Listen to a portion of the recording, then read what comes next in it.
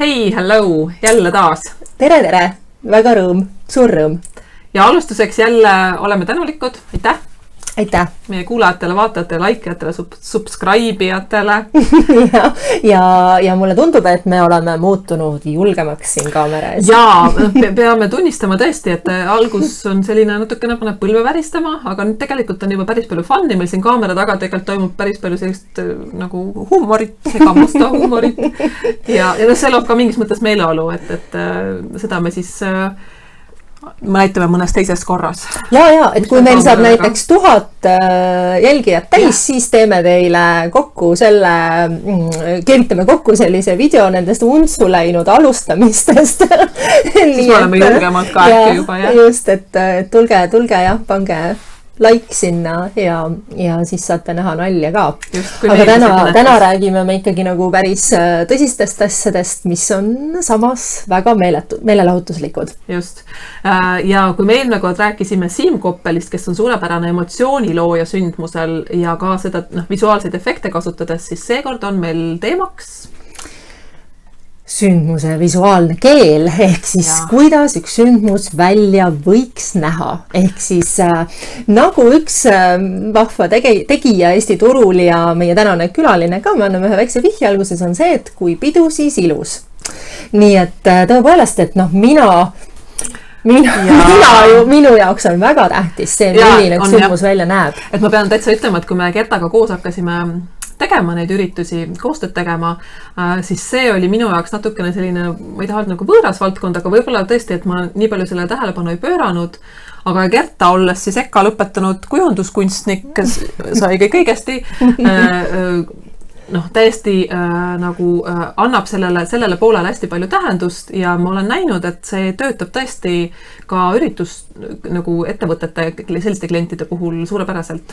Ja, et kindlasti mina ei vähe tähtsustaks seda osa, et kui sündmus koosnebki sisust, ehk siis kogu meelelahutuslik pool, toitlustus, toimumiskoht, kes seda läbi viib ja nii edasi ja kes seda korraldab, et siis tegelikult teine väga tähtis osa ongi see, et milline see sinu sündmus välja näeb, mida sa sellega öelda tahad, kas sul on mingi sõnum, kas see sündmus näitab, milline on sinu ettevõte, kas sa tahad luua mingi emotsiooni oma külalistele, kes sinna sündmusele tulevad. Need kõik on päris olulised küsimused ja väga lihtsate vahenditega teinekord saab selle luua just siis dekoratsioonidega ehk siis sündmuse visuaaliga.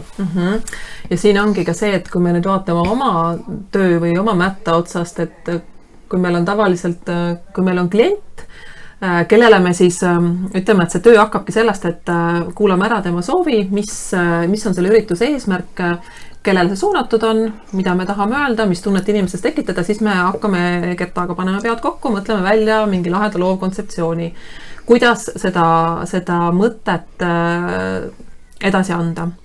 Ja see ongi see 50% ja teine 50%, et kuidas seda siis edasi anda, tulebki sellest, mis me kasutame kogu aeg seda sõna visuaal, aga et kui sa sisened ruumi, kui sa sisened üritusele, siis sa kohe tunned, et kohe esimesest sammust astud sisse, kas sa näed seal lilli või sa näed mingit, ma ei tea, ladina pärast mingit fotoseina või väljapanekut või sa näed seal hoopiski firma sümboolikat, mis juba kaugele paistab. See hakkab kohe oma lugu jutustama ja läbivalt siis kogu üritusel seda on ka mõistlik kasutada. Ja see loob terviku. Ehk siis tervik on päeva lõpuks see, et päeva lõpuks on seda kohe keeleteadlased ütleks, et see on vale väljend, aga päeva lõpuks on ikkagi tähtis see tervik, mis sa edasi annad oma külalisele, kliendile, töötajale. Ja teine, et mina jälle ei alahindaksin erinevaid sündmuste tüüpe, et tegelikult oleme oma töös näinud, et kas või koduaias toimuv erapidu saab selle lahendada väga-väga kaunilt ja stiilselt, et ma arvan, et näiteks kui tegu on 50. juubeliga, siis ei pea tellima neid õllesummeri kokkuklapitavaid laudu ja samas tõesti suured gaalad, jõulupeod, kus pidulik ruumi välja nägemine on väga-väga tähtis osa sellest sündmusest. Nii et jah, millist emotsiooni, millist sõnumit sa tahad edasi anda. Et jah. Ja jõuamegi oma jutuga, ma arvan, külaliseni või siis meie jah, kes meil siis täna siin teemaks on, et nende nimi on juba selline teistmoodi, ehk siis Different mööbel. Kas olete kuulnud või ei ole kuulnud, igal juhul on tegu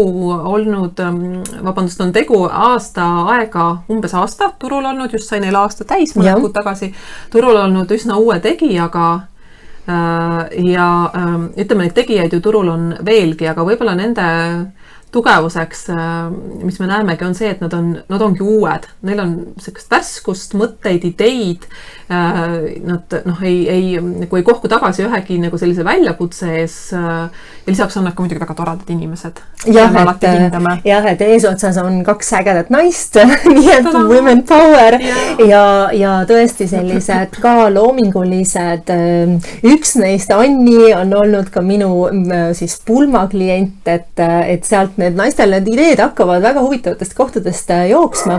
Nii et jah, tõepoolest on tegu inimestega, kes tahavad olla erineda võib-olla mõnevõrra ka oma tootevalikuga turul ja seda nad kindlasti teevad.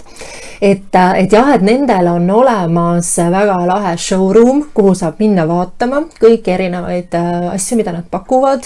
Neil on väga-väga lai tootevalik näiteks toolide osas, et ma just üks päev ühe kolleegiga arutasin, et kui mõned aastad tagasi oli meil turul saada 3-4 erinevat varianti tooli, olid siuksed banketitoolid, plastiktoolid ja edasi, siis nüüd näiteks Differendil on pakkuda 11 erinevat tooli ja see on oluline, et tõepoolest, et lähed ja valik on lai ja nad pidevalt ka täiendavad ja uuendavad seda tootevalikut ja ka kuulavad tegijate soovitusi, nõuandeid, mida võiks võib-olla tuua turule, ehk siis jah, siuksed stiilsed, ägedad, uued tegijad. Ja tõesti, et neil on võib-olla ka see valik on võib-olla veidi erinev, nagu Gertagi ütles juba, et alates seal muruseintest lõpetades siis sellise glitterlaualina või tõesti Bordeaux värvi versus siis tavaline valge laualina.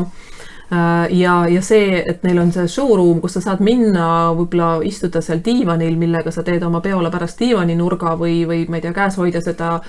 Neil on ka kuldseid kahvleid, millega sa siis saad pärast ka oma banketil või peol süüa. See annab selle tunde ja see annab sulle meeleolu, mida sinu külaline pärast seal peol samamoodi tunneb. Ehk siis millist visuaali sa lood?